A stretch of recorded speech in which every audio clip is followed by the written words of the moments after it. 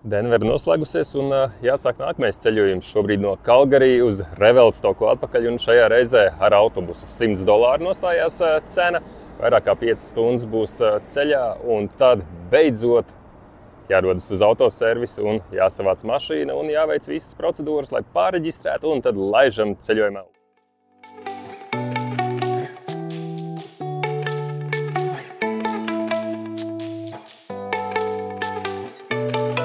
Šajā konkrētajā Ryder Express autobusu kompānijā sēdvietas uz biļetēm netiek norādītas, un kurš pirmais nāk, tas dabūna labākās vietas, un labie rīcības šeit ir aizmugurē.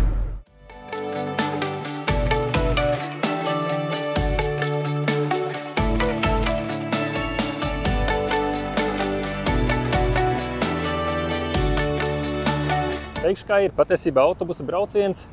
Bija diezgan labs, kaut gan vietējie kanādieši diezgan sūdzās, ka esot diezgan draņķīgs pasākums. Nezinu, man patika forši, kāds pavizināja, pastūrēja manā vietā, diezgan $100 par to bija jāsamaksā. Bet tagad Revelstoka jādodas pakaļ mašīnai, bet 1,5 kilometrs ir jāpaiet un jāapvelk līdzi visi iedzīvi.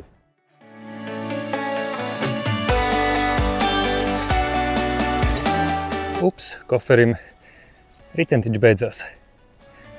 Labi, ka vēl kaut kādi 500 metri tikai jāpastepj.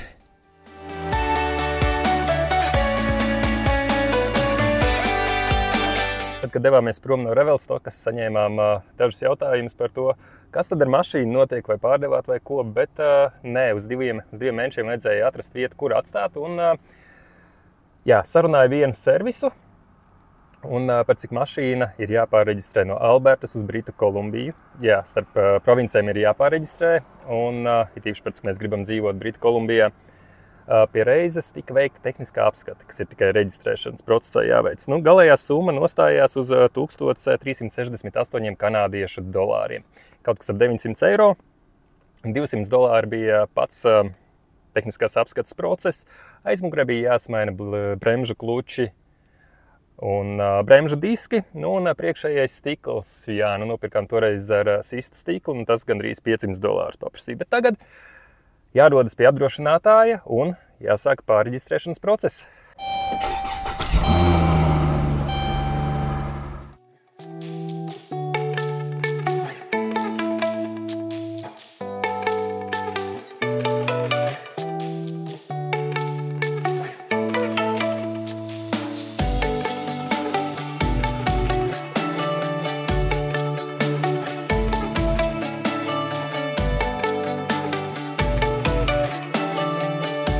Būs bye-bye Albertas numurzīmēm, un būs tagad šī tāda.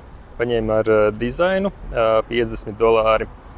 Pirmais gadskars, nākamais 40, un priekšā arī tagad būs numurzīme. Bija smuka šitā, bet tagad būs kaut kā tā. Braucam skrūvēt. Izskatās diezgan labi, ne? Un vairs nav smukā tukšā priekša, tagad ir šāds te. Izvēlētos parasto balto vai kādu no pārējām dizainētajām numurzīmēm. Ja esi ar Latvijas tiesībām un brauc kā backpackeris un mēģina izdomāt, uz kuru provinci doties, Albertu vai Britu Kolumbiju, atļaušos teikt, ka izdevīgāk ir Britu Kolumbijā, jo Albertā ar Latvijas tiesībām pirmkārt ir grūti dabūt apdrošināšanu, un manā gadījumā maksāja $350 mēnesī, bet Britu Kolumbijā ar Latvijas tiesībām kasko veidā $179. Un kamēr viens esmu Kanādā izmantojuši izdevību doties Saskačevānas virzienā, tur esot diezgan plakans, pamestas pilsētas,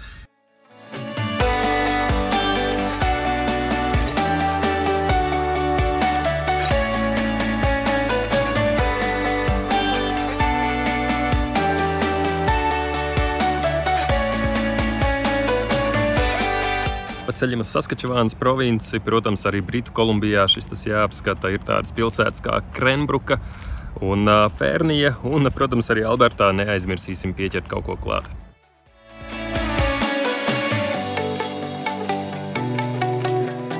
Beidzot ir, cik skatos Wikipēdijā, tad 21,000 iedzīvotāji esot, un diezgan tāda jauka, lielāka nekā Revelstoka pilsēta.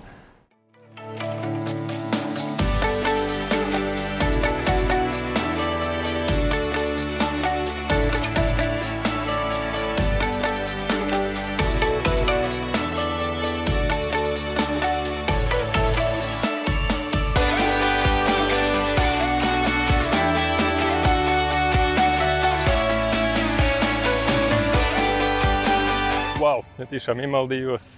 Oh, ejam.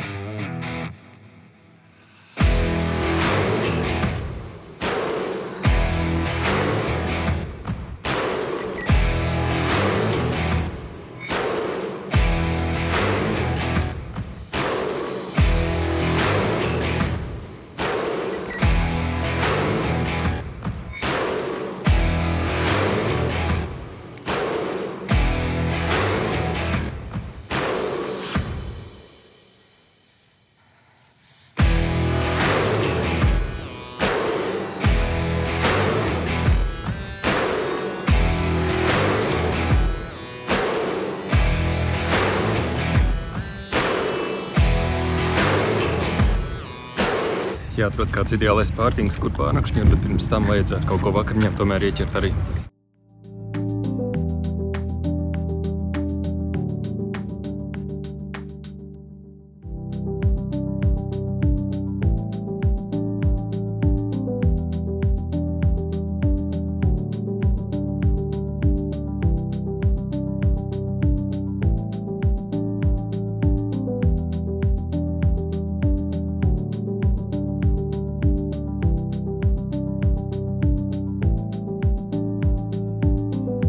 Fērnī pēdējā pietura Britu Kolumbijā. Pilsēta 3 reizes mazāka par Revelstoku, 2 reizes mazāk iedzīvotāji, bet tik jauka atmosfēra. Pilsēta tapusi 1904. gadā.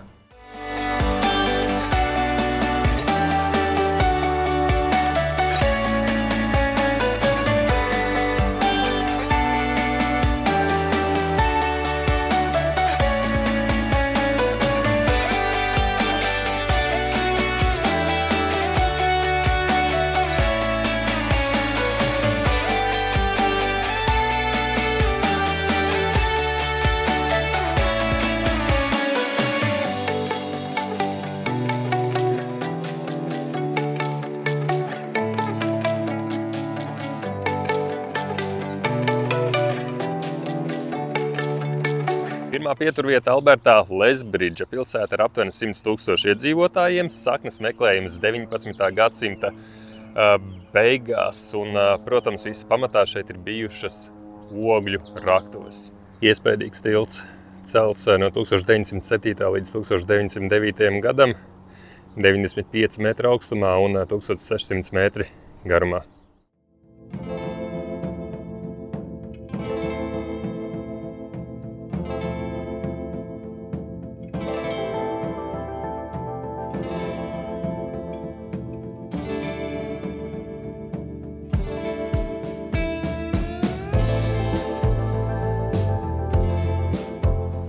Centrālais parks diezgan daudz bezpajumtnieki, un kur apsardz jau mēģina kādu dabūt no labajām rīcībām ārā.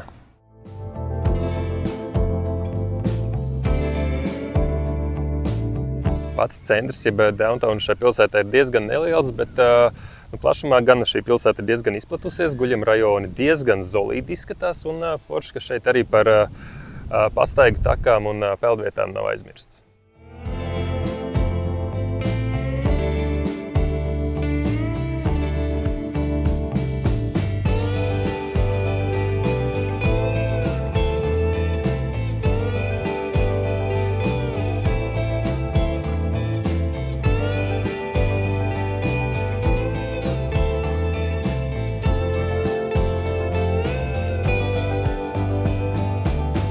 Noslēdzošā pietura pirms Saskačevānas Albertā ir pilsēta ar ļoti interesantu nosaukumu Medicine Hat, bet tieši pirms viņas šeit ir tik foršs parks Ekodale.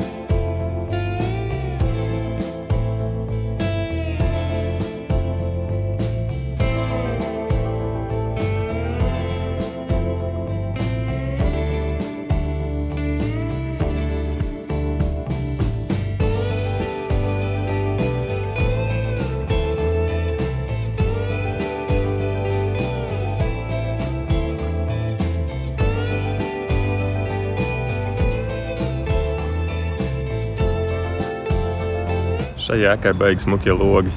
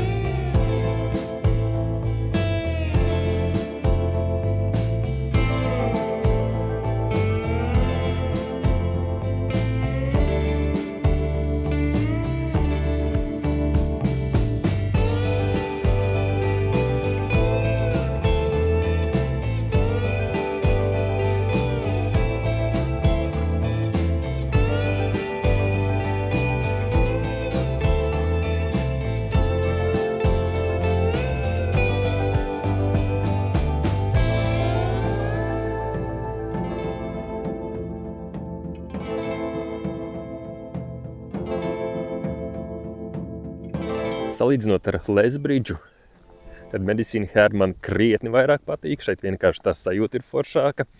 Parki, pilsētas centrs. Galvenais, ka ir daudz, kur staigāt un ļoti labi iekārtota vide ir.